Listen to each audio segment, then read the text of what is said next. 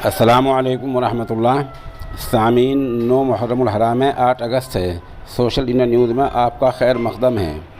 ख़बर का उन्वान है जेल के गेट पर मुलजिम की मौत। इल्ज़ाम ये लगा है कि कुछ लोगों ने पिपराइच इलाके में कि स्कूल में हुई चोरी में मुलजिम को पकड़ा और पकड़कर बुरी तरह मारा पीटा।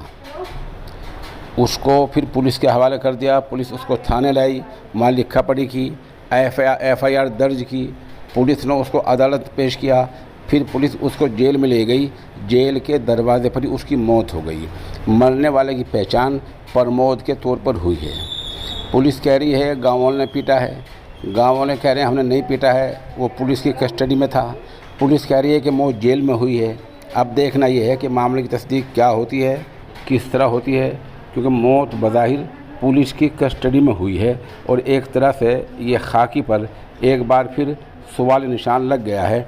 मरने वाले की पहचान प्रमोद के तौर पर हुई है, जिस पर इल्ज़ाम ये लगा है कि उसने स्कूल में चोरी कर ली थी।